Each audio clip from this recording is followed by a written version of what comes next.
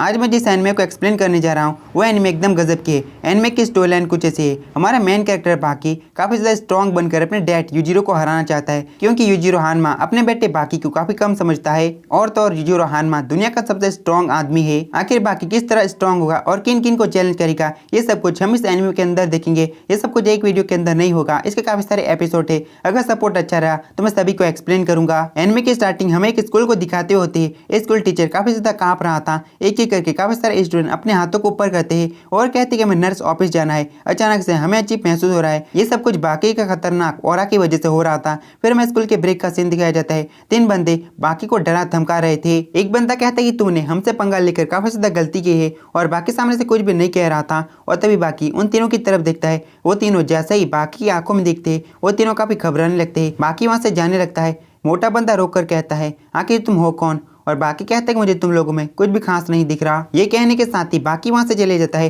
बाकी के स्कूल के सामने एक गाड़ी रुकती है और गाड़ी के अंदर 11th डायरेक्टर मित्सुनोरी टोकागावा था। टोकागावा अंडरग्राउंड स्टेडियम स्पोर्ट फाइटिंग के मैनेजर है और वो फाइटिंग की काफी सारी नॉलेज भी रखते हैं। स्कूल के प्रिंसिपल बहुत ज्यादा सरप्राइज होते हैं और कहते हैं कि आप जैसे महान इंसान हमारे स्कूल में आए। मैं तो काफी सरप्राइज हूँ। असल में टोकुगावा बाकी से मिलने के लिए आया था। जैसे ही बाकी टोकुगावा को दिखता है, वो कहता है कि बुढ़ा यहाँ पर क्या कर रहा है। ये बात सुन के प्रिंसिपल और एक टीचर काफी डरने लगते, क्योंकि कोई भी नॉर्मल इंसान टोकुगावा को इस तरह से बात नहीं कर सकता था। टोकुगावा कहते हैं कि तुम दोनों बाहर चले जाओ, मुझे बाकी से अकेले में बात करनी है। उन दोनों के जाने के बाद टोकुगावा कहते हैं कि बाकी तुम्हारी चोट कैसी है, और बाकी कहते हैं कि तुम यहाँ पर मेरा हालचाल पूछने के लिए तो नहीं आओगे, चलो मुद्दे पर आओ। टोकुगावा बाकी को एक बॉक्स दिखाता है और कहते हैं कि निट्रोग्लिसरीन है, आसान शब्दों में एक विस्फोटक। ये ग्लिसरीन अभी क्रिस्टलाइजेशन के फॉर्म में है। लगभग 100 सालों पहले ग्लिसरीन को क्रिस्टलाइज करने की बहुत ज्यादा कोशिश की गई, पर बिल्कुल भी नहीं हुआ। लेकिन 20वीं शताब्दी की शुरुआत में एक शिप के अंदर बड़े बड़े कंटेनर्स में ग्लिसरीन भरकर वियना से लंदन ले जाया जा रहा था,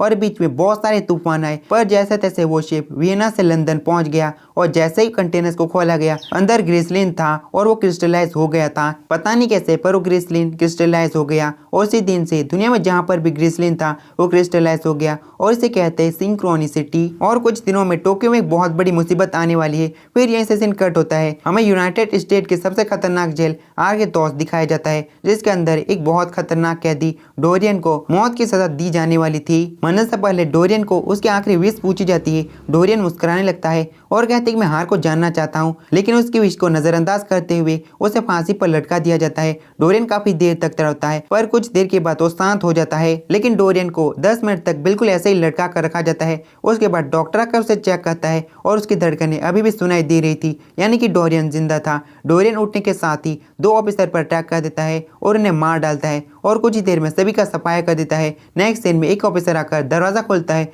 और वो देखकर काफी चौंक जाता है, क्योंकि डोरियन ने सभी की रेल बना दी थी और दीवार पर खून से टोक्यो लिखा था। इसका मतलब डोरियन अब टोक्यो जाने वाला है। वो खतरनाक जेल समुद्र के बीच बनी हुई थी, और ये सारी बातें टोकुगावा बाकी को सुना रहा था। फिर हमें दूसरी जगह इंग्लैंड की सबसे खतरनाक जेल कारियोन दिखाया जाता है। वहाँ पर भी एक खतरनाक कैदी को मौत की सजा दी जाने वाली थी। उसका नाम डॉयल था। वो भी अपनी आखिरी विश में कहता है, मुझे हार को जानना है। सामने बैठा ऑफिसर कहता है, यही तुम्हारी हार है, तुम यहाँ पर मरने वाले हो। डॉक्टर इलेक्ट्रिसिटी को ऑन कर देता है और डॉयल को 400 वोल्ट से भी ज्यादा का झटका लगने लगता है। कुछ देर के बाद डॉयल की हालत काफी ज्यादा खराब हो जाती है और वो शांत हो जाता है, और इलेक्ट्रिसिटी को बंद कर दिया जाता है। ऑफिसर उसके पास जाता है, पर अचानक डॉयल उड़ जाता है और फुल स्पीड में पीछे 2 पुलिस गार्ड होते हैं, उन्हें खत्म कर डालता है। डॉयल ने अपने आंखों के ऊपर पट्टी बांध रखी थी। ऑफिसर बुलेट फायर करता है, पर इससे पहले डॉयल से एक जोरदार पंच मारता है और उसे खत्म कर देता है। डॉयल ने वहां पर सभी को मार दिया था, बस डॉक्टर को छोड़कर। उसके बाद वो भी एक एरोप्लेन में बैठकर टोक्यो की तरफ निकल जाता है। फिर तीसरी जगह रशिया का सबसे खतरनाक जेल इवानसिलो, उस जगह पर भी